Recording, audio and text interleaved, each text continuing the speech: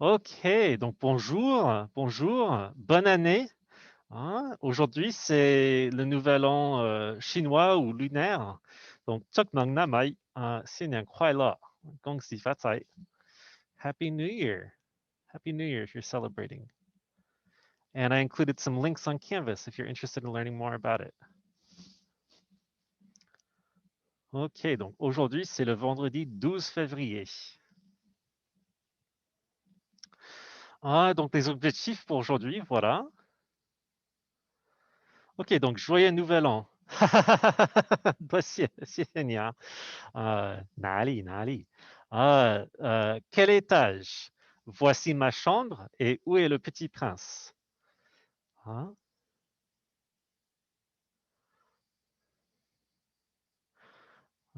Donc, joyeux nouvel an. Ok, donc hier, je vous ai demandé de réfléchir à quelle est une activité que tu fais dans la cuisine et quelle est une activité que tu fais au salon. Hein? So yesterday, I asked you all to think about, okay, well, what's one activity you do dans la cuisine? What are we doing dans la cuisine? And then what's an activity you do au salon? Au salon. So I'd love to hear from different folks. I'm sure I'll be hearing from folks here in the classroom, but I'd love to hear from folks in Zoom too. I'll turn up the volume in my headphones just to make sure I can hear it. Quelle est une activité que tu fais dans la cuisine?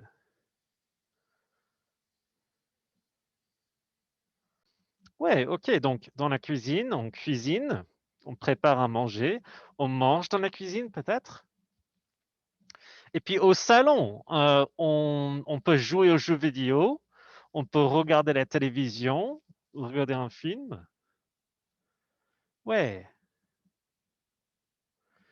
ok.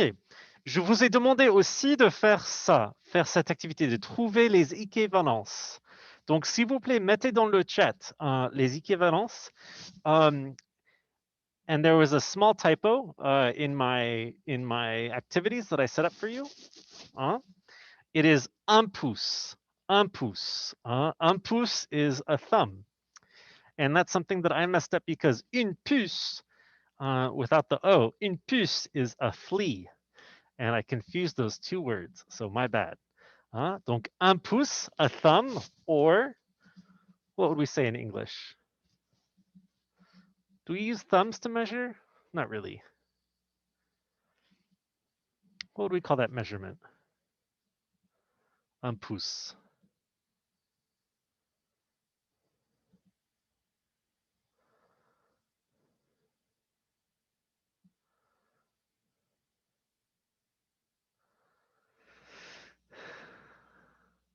What is un pouce?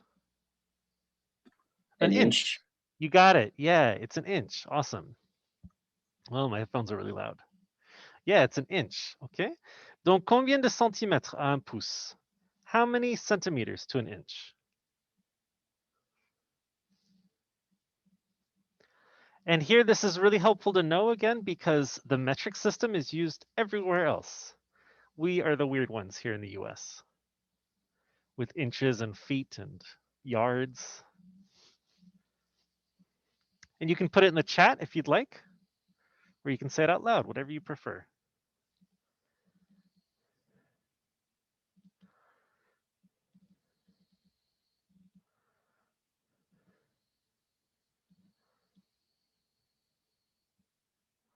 Yeah, 2.54, okay? About 2.5.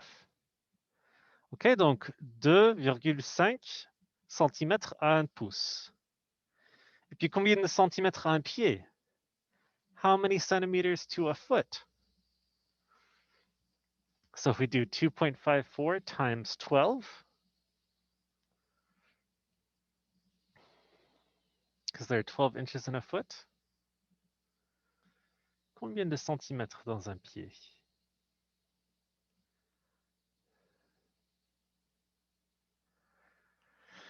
Oui, très bien. Environ 30. 30 centimètres.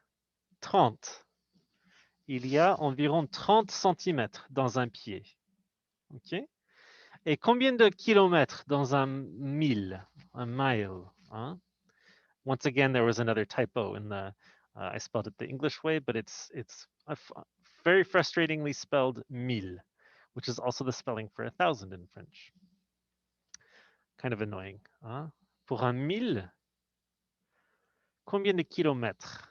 How many kilometers in a mile?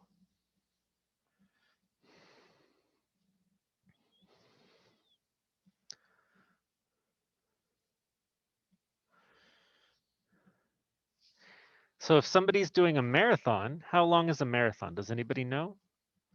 If you're running a marathon?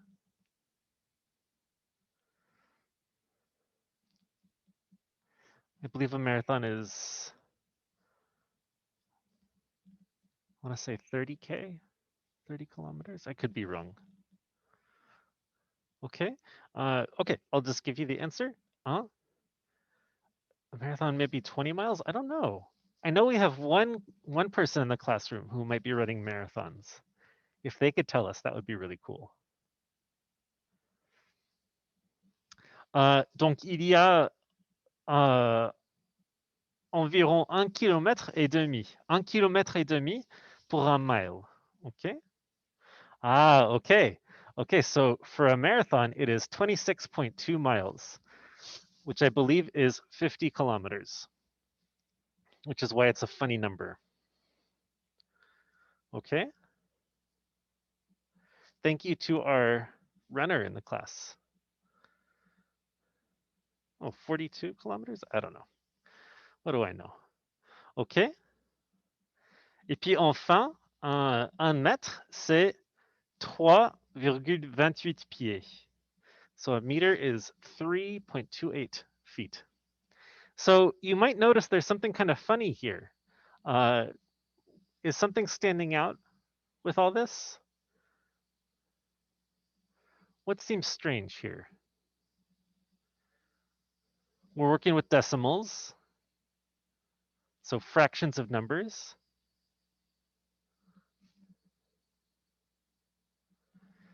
Does anyone notice anything different or strange? Maybe you're thinking, Mr. Hare, that's a lot of typos.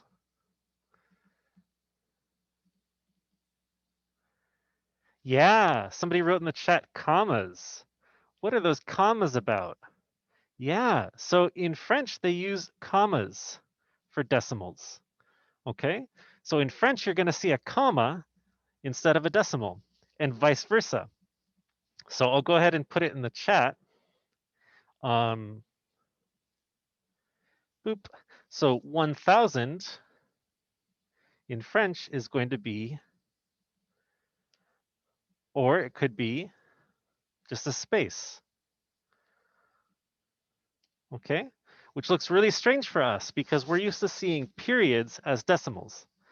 All right, whereas in French, they use commas. All right, so does anybody know what pi is? What the number pi? Can anybody say any? You probably know the first three, right?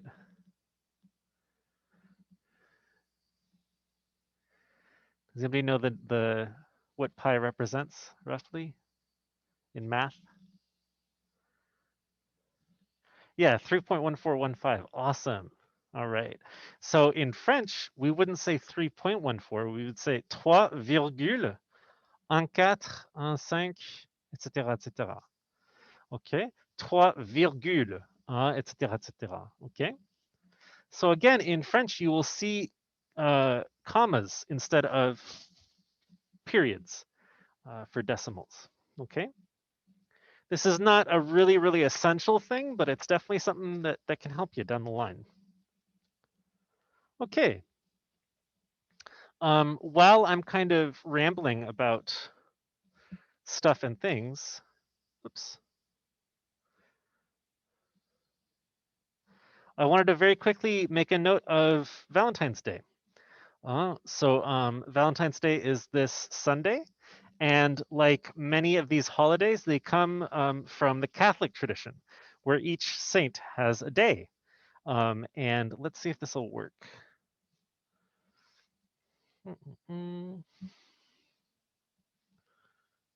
Oh. Computer is confused.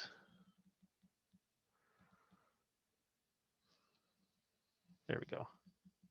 No, I didn't mean to close that tab. Shoot, bummer. Okay, well, I'll open that tab again in a moment. But this is a website called Babylong, and it's a company that teaches languages to infants. And I actually worked with them. I've been kind of surprised to see them become so prominent. I worked for them in Bordeaux when they were first getting started. I was teaching English to really, really, really little babies. But they often have good culture points, good culture like messages. And so here, this is something, it's like a little history of Valentine's Day in France. Uh-huh. So these days, like Valentine's Day or St. Patrick's Day, come from the saint that is celebrated on that day. So le 13 ou le 14 février, February 14th, le 14 février, c'est la fête de Saint-Valentin. It's the Saint Valentine's Day. Okay, and so there is a Saint Benjamin, there is a Sainte Charlotte, there is a Sainte Laure, right? These are all saints. Okay, and so they all have different days in kind of Catholic tradition. And even if you're not Catholic, people in France might still celebrate it, right? Because it's just an excuse to get together and celebrate. So this is some weird cultural notes.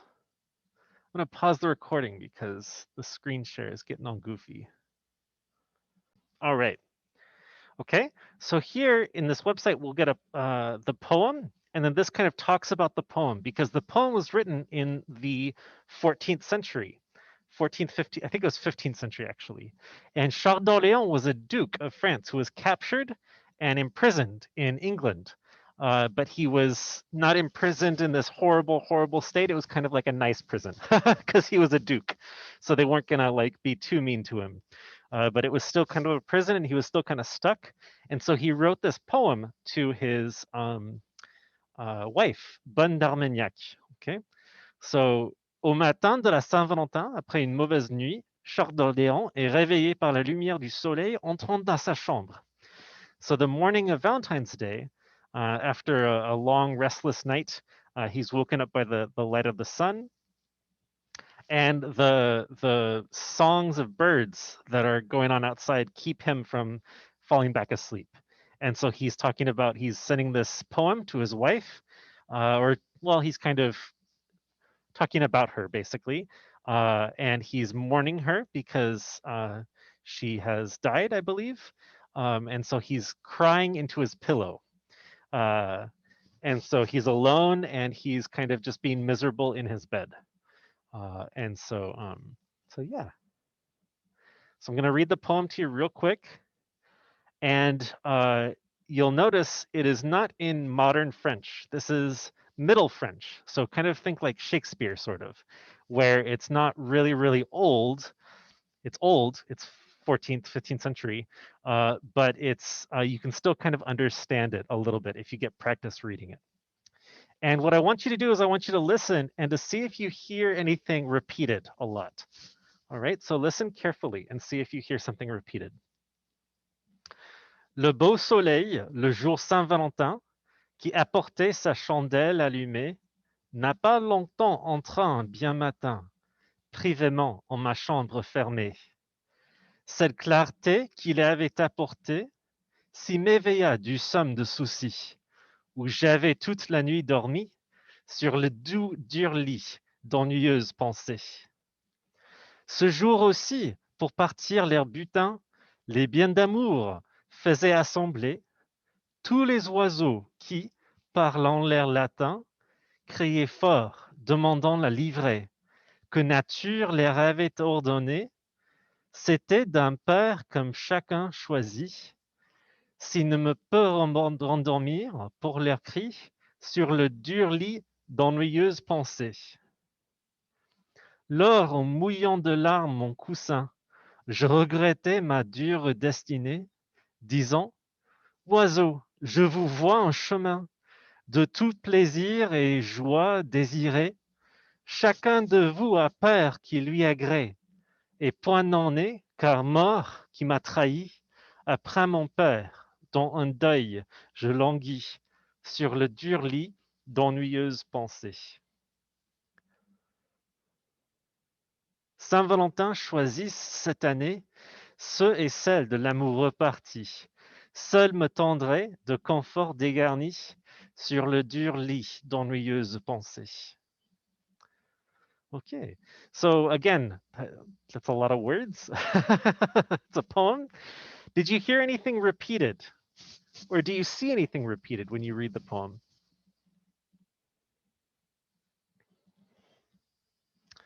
And you can put it in the chat, or you can say it out loud if you like, whatever works.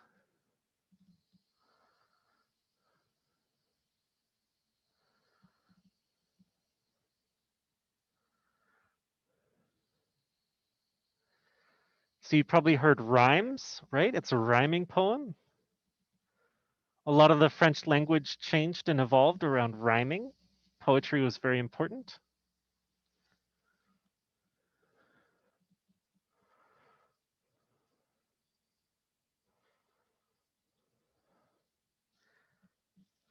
Does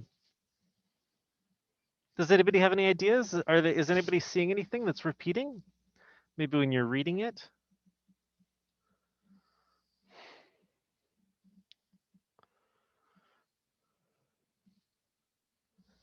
What's that? The last line. Yeah, you got it. Okay, it's the last line. Sur le dur lit d'ennuyeuses pensées. On the hard bed of sad thoughts. Sad times, sad thoughts. Okay, d'ennuyeuses pensées. Thoughts of sadness, kind of. Okay. Um, so what he's doing is he's constantly bringing this back, and this is the form of the poem. This is a ballade. So a ballad, you may know the word ballad. And in a ballad, you repeat that line over and over again. And that's a tricky thing to do in poetry, to repeat it and have it still mean something. But the effect of it when you repeat something is it kind of makes it more powerful, it makes it come back, and it kind of underlines his sadness, right? Because he's always coming back to this bed. Yes, he did say something about tears, right? Yeah, good idea. Somebody caught it. So when I am wetting, like soaking my cushion, my pillow with tears, I cry out to the birds, and he's upset at the birds because the birds all have their mate, and his mate was taken away from him, from death, who um, traitor. I'm trying to think. Betrayed. Death betrayed him. Death betrayed him and took away his love, his mate. And so he's saying, "Oh well, the birds, you're singing because you've got this partner, this love, and this love has been taken away from me, and I'm very sad because I'm shut away in this tower in London, not back in France." So yeah, I wanted to give y'all a little bit of that. I really love this kind of poetry. I'm a big nerd. I really love this era of poetry in France, 15th century ish, and it's definitely very different, but it's really beautiful and really well done. So I'm happy to share a little bit of that with y'all. So I appreciate your patience as I indulge that. So now you can say you've heard a French poem for Valentine's Day. Okay. Revenons à nos moutons. Revenons à nos moutons. Let's return to our sheep. Let's return to our lesson. OK. Donc, quel étage? Quel étage? Donc, je vais vous demander à quel étage? OK. Donc, Monsieur James Baldwin habite à quel étage? And you can put it in the chat or you can say it out loud, whatever you prefer. What floor is this? Il habite à quel étage?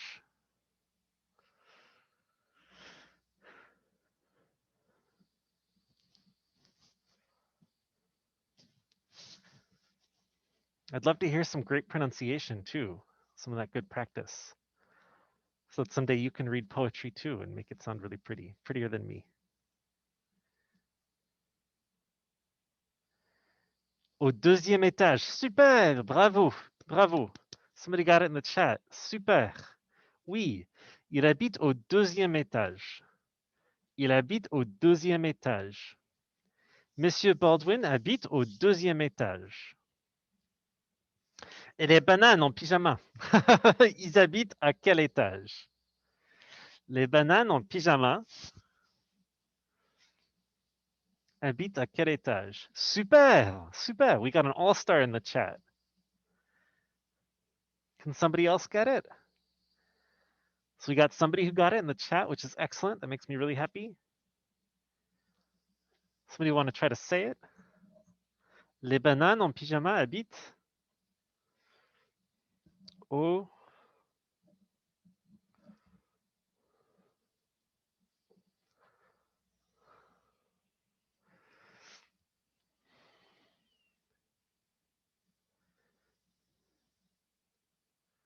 premier étage. So if y'all will practice pronunciation with me at home on mute or here in the classroom, ils habitent au premier étage. So au premier étage. And if I could hear y'all. It's okay. Très bien. Premier étage. Ouais. OK. Au premier étage. OK. Et puis Madame Punzel et moi, nous habitons à quel étage? Nous habitons à quel étage?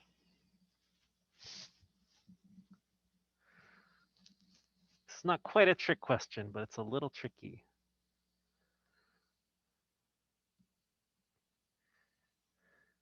Do you remember? No?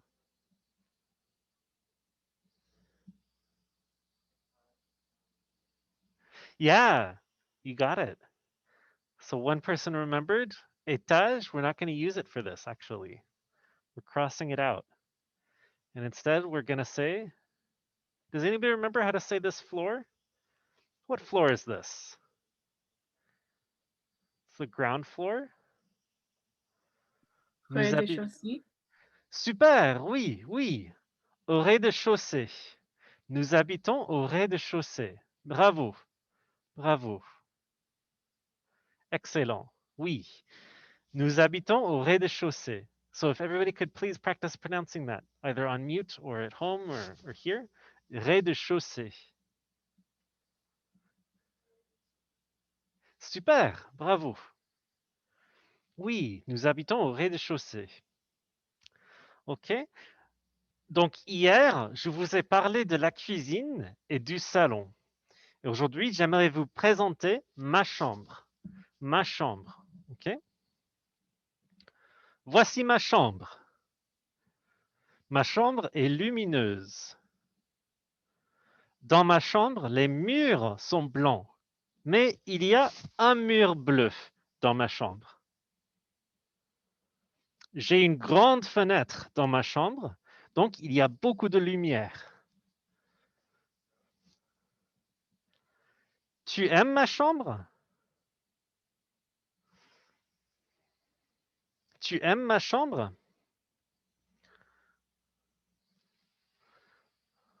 Wonder what's happening with the shared screen. Ok, tu aimes ma chambre? Tu aimes ma chambre? So maybe give me a thumbs up for yes, and maybe a party popper for no. And I'll go through a couple of these. So party popper for no. Tu aimes ma chambre?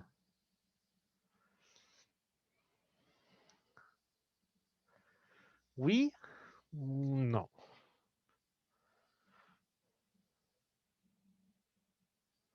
Ok. Continuons. Voici ma chambre.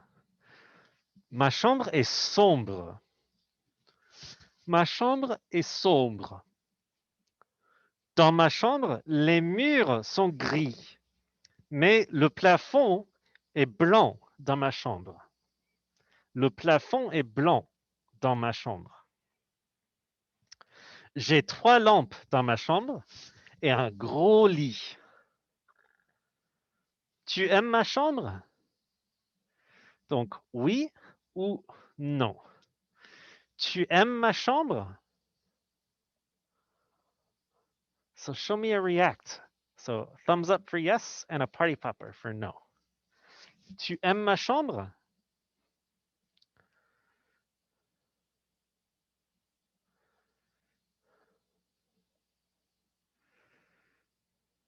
D'accord. Voici ma chambre. Ma chambre est très petite. Ma chambre est très petite. Dans ma chambre, il y a des photos de ma famille. Donc, il y a des photos de ma famille. J'ai un petit lit dans ma chambre. Ma chambre est petite, mais elle est confortable. Ma chambre est petite, mais elle est confortable. Tu aimes ma chambre? Tu aimes ma chambre? Donc oui ou non. Thumbs up for oui and party popper for non. Tu aimes ma chambre?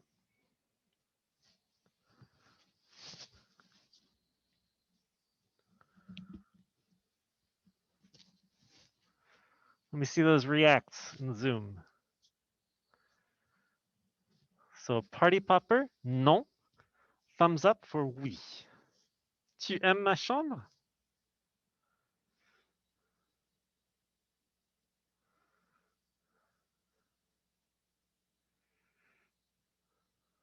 Ok. D'accord. D'accord.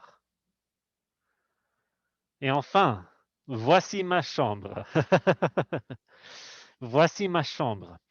Les murs de ma chambre, les murs ont beaucoup de couleurs différentes. Vert, rose, bleu.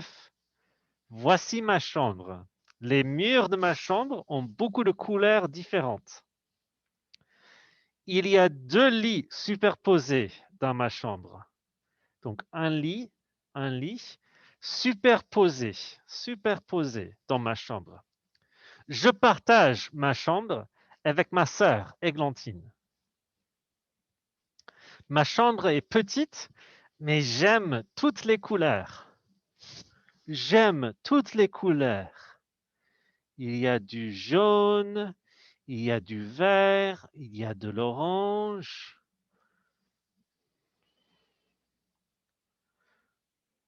Tu aimes ma chambre?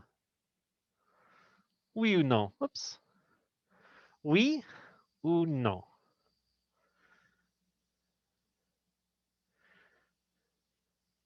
D'accord.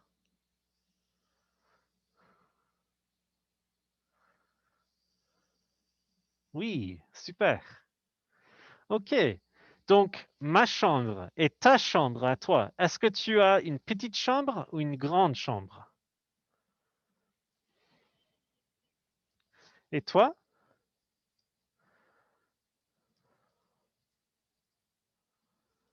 Est-ce que ta chambre est petite? Hein? Ou est-ce que ta chambre est grande? So what are we talking about here when I'm talking about chambre? Une chambre.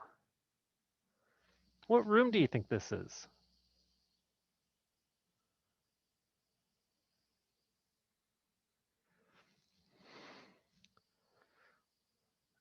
So yesterday we talked about la cuisine, le salon.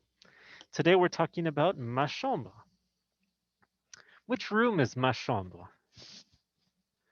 Yeah, you got it. Seeing one good answer in the chat. What else? Anybody else? Yeah, yeah. Une chambre is a bedroom. Okay, it's a place where you sleep. Hein? So voilà. Donc une chambre. Hein? Combien de chambres y a-t-il dans cette image?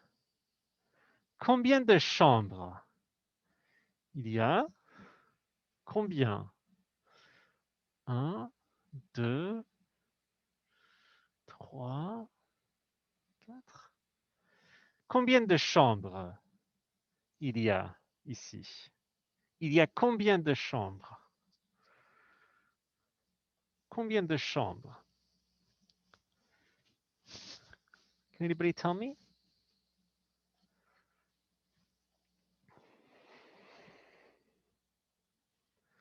Dans cette image,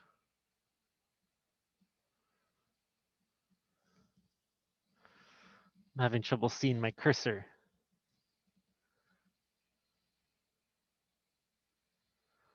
Un, deux, trois, quatre. Il y a 4 chambres. Il y a 4 chambres. Oui, a bedroom. Une chambre is a bedroom. It's a place where you sleep. Donc ici, il y a 4 chambres. 1, 2, 3, 4. So let's practice. Okay, let's practice. Entraînons-nous. Où est le petit prince? Où est le petit prince? Where's the little prince? And I'd love to hear you speak. You can just speak the name of the room where he is, or you can type it in the chat. I'd love to hear you speak though, getting that good pronunciation practice. Ok, donc où est le petit prince?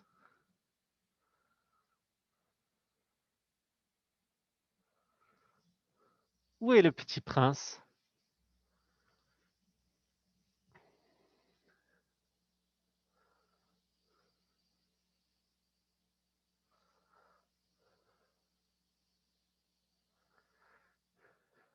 Oui. Somebody got the right answer in the chat in English.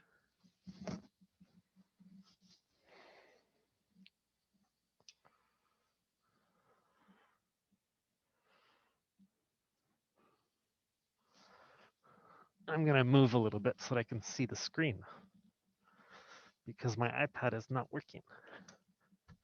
Donc, où est le petit prince? Can Le anybody... salon. Oui, il est au salon. Super.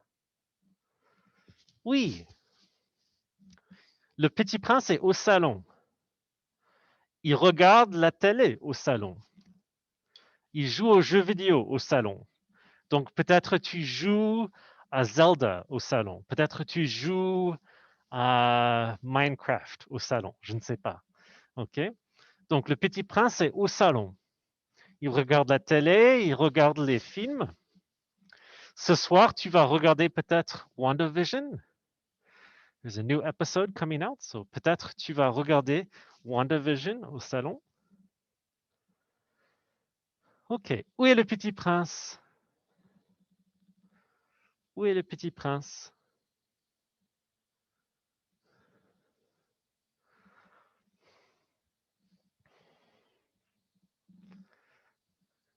Oui, oui.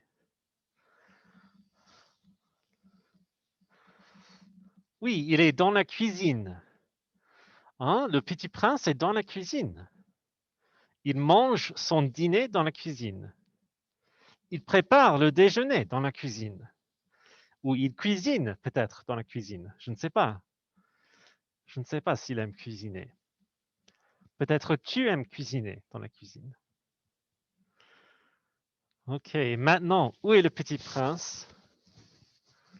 Où est le petit prince?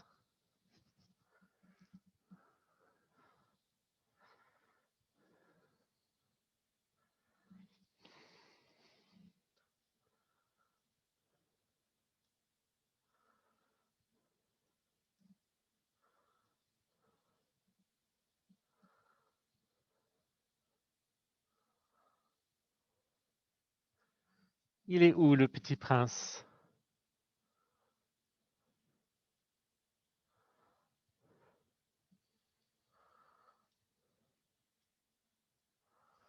Il est où?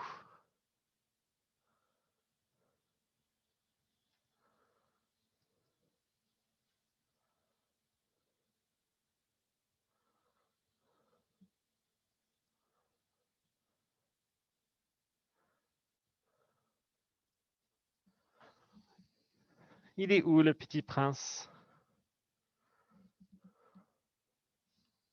Oui, le petit prince est dans sa chambre. Il est dans sa chambre. Il parle avec ses amis dans sa chambre. Hein, peut-être il fait du FaceTime. Maybe he's doing FaceTime, ok? Ou peut-être il est sur Discord avec ses amis dans sa chambre.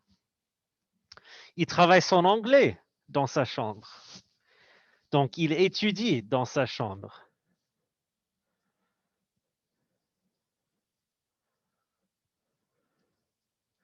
And somebody asked a really, really great question in the chat.